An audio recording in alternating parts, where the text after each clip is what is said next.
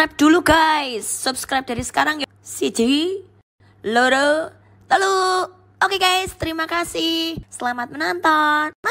Di sini saya akan memaparkan tentang kelurahan dan desa, yang mana sering saya jumpai, sering saya dengar banyak orang menganggap bahwa desa dan kelurahan itu sama. Tapi kenyataan dan faktanya bahwa desa dan kelurahan itu banyak sekali perbedaannya. Maka langsung saja kita cek, yaitu tentang desa dan kelurahan.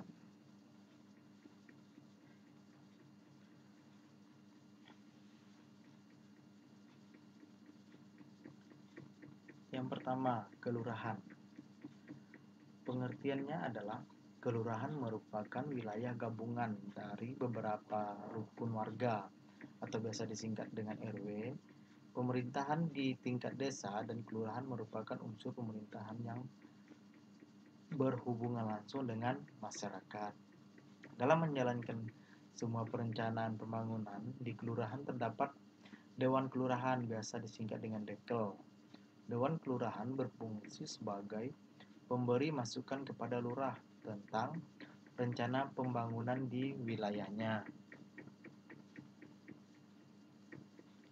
Selanjutnya, dalam konteks otonomi di daerah di Indonesia, kelurahan merupakan wilayah kerja lurah sebagai perangkat daerah, kabupaten, atau kota.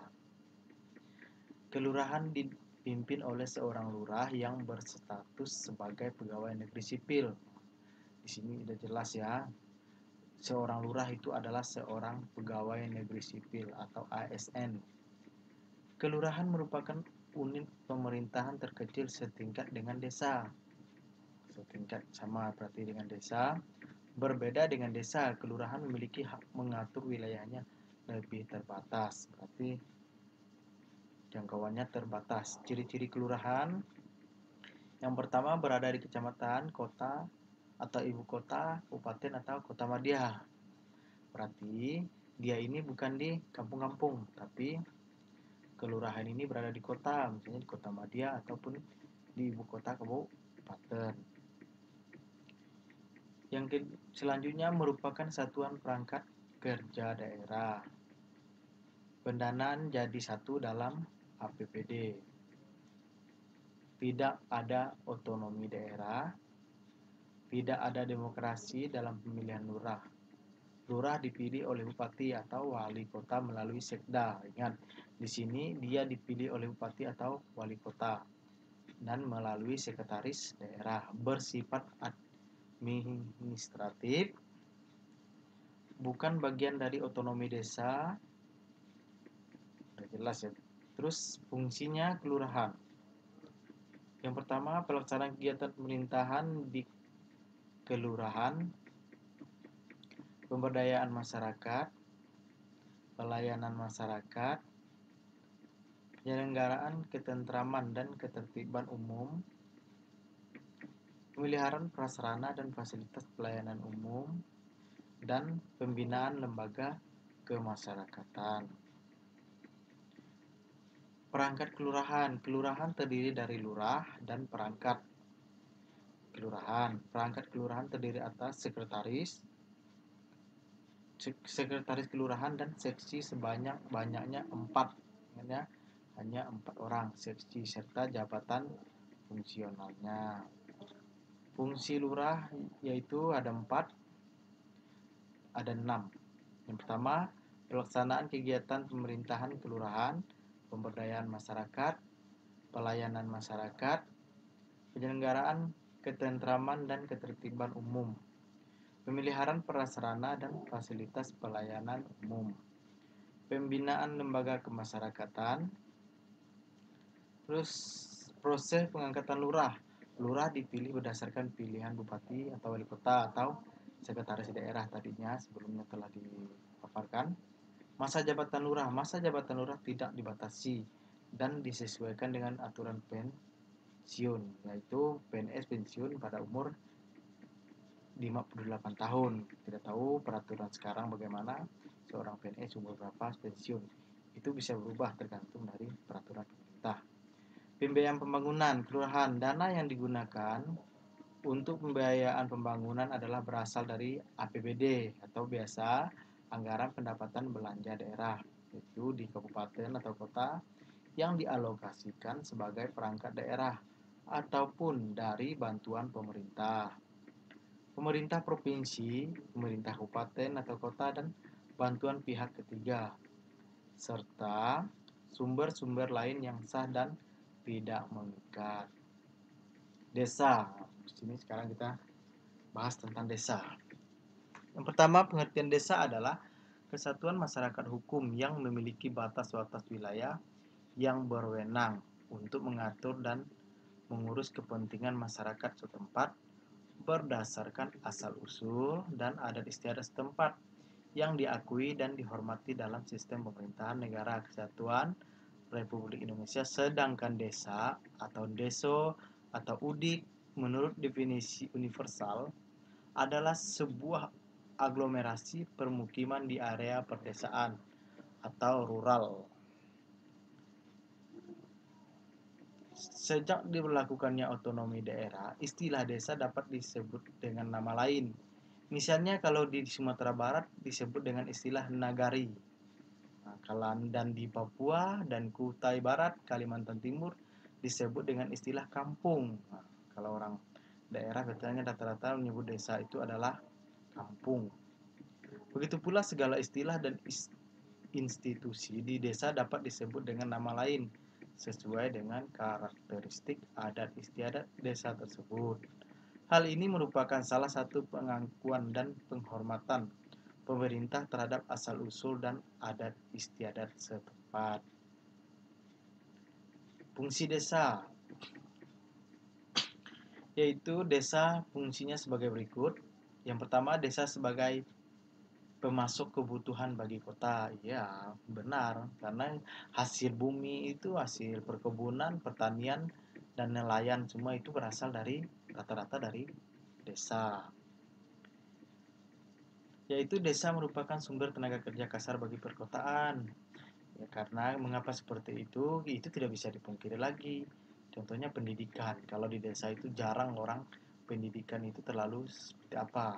Kita lihat bagi pekerja kasar dalam arti di sini bisa dia tuh sebagai pekerja toko sembako, bisa juga dia jadi kuli bangunan, dan masih banyak pekerjaan lain-lain yang ada di kota. Desa merupakan mitra bagi pembangunan kota. Karena apa? Karena sumber-sumber ekonomi, sumber yang tadi sudah dibahas, pertanian, perikanan, dan lainnya itu berasal dari desa. Desa sebagai bentuk pemerintahan terkecil di wilayah Kesatuan Negara Republik Indonesia. Ya, kenapa kecil? Karena lingkupannya itu di bawah kecamatan. Selanjutnya ciri-ciri desa. Desa adalah suatu wilayah yang jumlah penduduknya kurang dari 2.500 jiwa. Kurang dari 2.500 jiwa dengan ciri-ciri sebagai berikut: mempunyai pergaulan hidup yang saling kenal mengenal antara ribuan jiwa. Ya, karena satu desa ya sering berinteraksi, beda kalau di kota. Ada pertalian perasaan yang sama tentang kesukaan terhadap kebiasaan.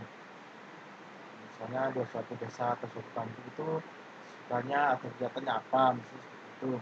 Cara berusaha atau ekonomi adalah agraris yang paling umum yang sangat dipengaruhi alam sekitar seperti iklim, keadaan alam, kekayaan alam, sedangkan pekerjaan yang bukan agraris adalah bersifat sambilan.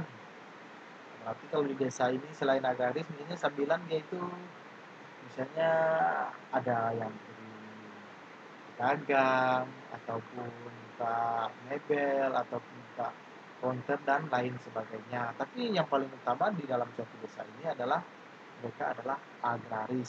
Pemimpin desa. Nah, kalau tadi pemimpin lurah itu adalah PNS. Kita lihat pemimpin desa. Desa dipimpin oleh seorang kepala desa atau biasa disebut dengan kades.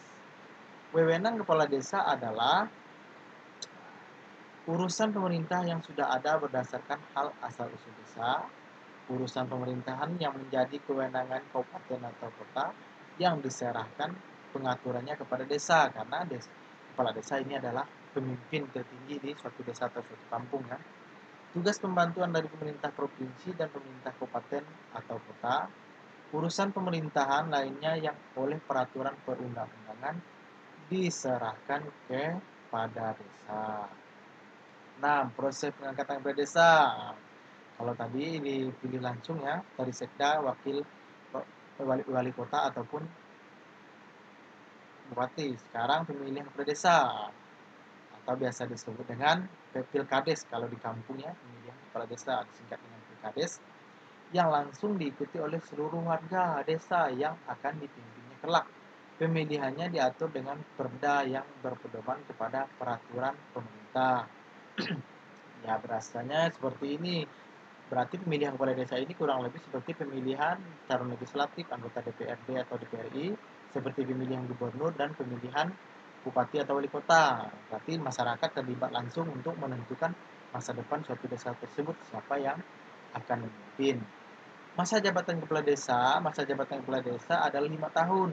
Dan apabila masa jabatan sudah berakhir, dapat dipilih kembali dalam satu periode. Tapi kalau menurut bacaan sekarang yang saya lihat bahwa kepala desa itu boleh 3 periode. Nah, itu perbedaannya. Kalau bupati, gubernur, atau wali kota, dan presiden itu hanya boleh 2 periode. Tapi kalau kepala desa, kalau belum ada perubahan, yaitu 3 periode. Jadi jabatannya 5 tahun, berbeda dengan lurah. Lurah itu ditunjuk sampai bupati atau wali kota yang menggantikannya dan sampai masa pensiunnya berakhir. Nah, itu perbedaan pemimpinnya ya.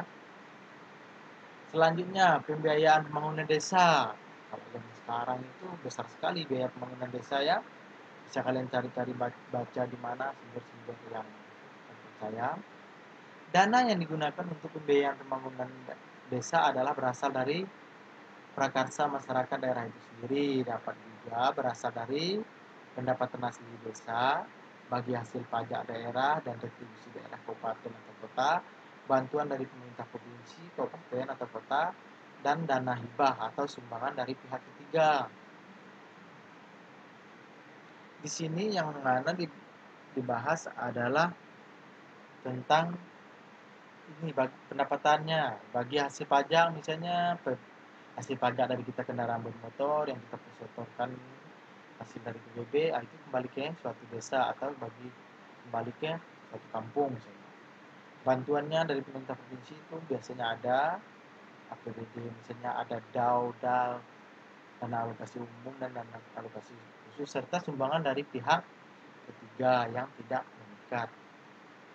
Tugas desa adalah meningkatkan kesejahteraan rakyat, memelihara ketentraman dan ketertiban masyarakat, melaksanakan hidup demokrasi, mengembangkan pendapatan masyarakat dan desa, terus mengembangkan potensi sumber daya alam dan melestarikan lingkungan hidup.